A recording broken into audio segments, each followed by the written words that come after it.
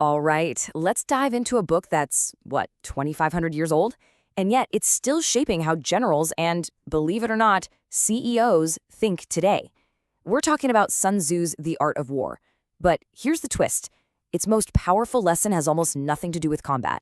It's actually about how to win, completely, without ever throwing a single punch. And boom, here it is, right at the start. Supreme excellence consists in breaking the enemy's resistance without fighting. I mean, this is the central, absolutely radical idea that just flips the whole concept of war on its head.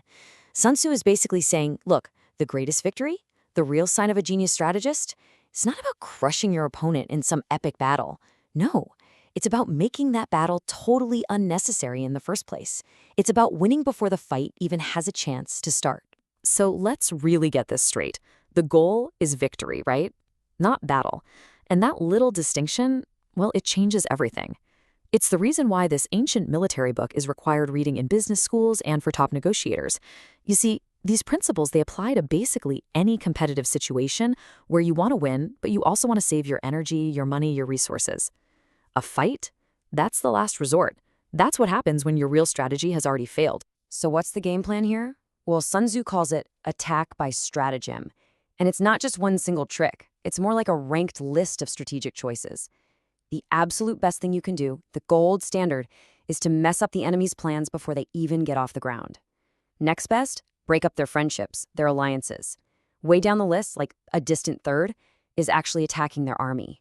And the absolute worst thing you can do, laying siege to a city, that's basically a giant flashing sign that says you've already messed up on a strategic level. Okay, so this leads to a pretty big question, doesn't it? If a head-on fight is the worst-case scenario, how in the world do you pull off this supreme excellence? How do you outmaneuver someone so completely that they basically just give up? For Sun Tzu, the answer starts way, way before you ever make a move. It all begins with one thing: knowledge. And this right here, this is the bedrock of his entire philosophy. Seriously, everything else we're going to talk about is built right on top of this single idea. Before you can even start thinking about cool strategies or clever deceptions, you have to do the homework. You have to take a deep, brutally honest look at yourself and at your opponent. And to make it easier, Sun Tzu gives you a checklist. He calls them the 5 constant factors. First, the moral law. That's basically asking, are your people on board? Do they believe in what you're doing? Then there's heaven. That's all the stuff you can't control, like the weather or the time of day. Third is earth, which is the literal ground you're fighting on, the terrain. Fourth, the commander. How good is the leadership? And finally, method and discipline. How's your organization, your supply chain? A smart leader looks at all 5 of these things for both sides, and if they do it right, they can predict who's going to win with scary accuracy. And this just perfectly shows you what's at stake. Getting this knowledge isn't just a nice to have. It's the only way to win consistently.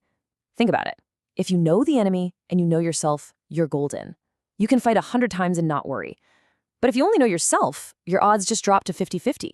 It's a total coin toss.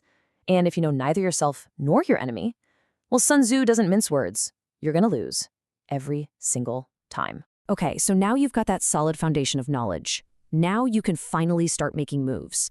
But here's the thing. Your most powerful weapon isn't a sword or a spear. It's your mind.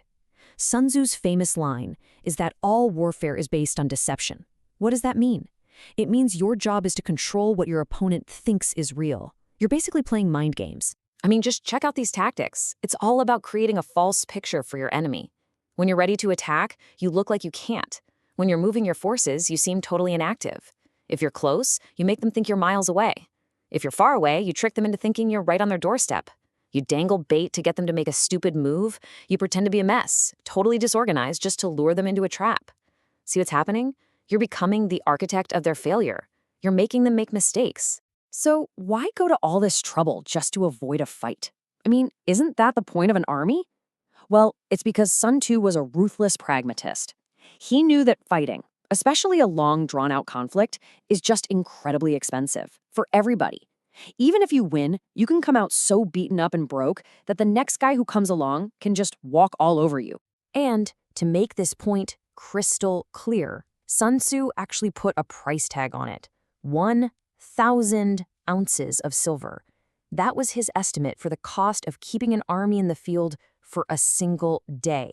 Think about that. It just bleeds the treasury dry and wears out your own people.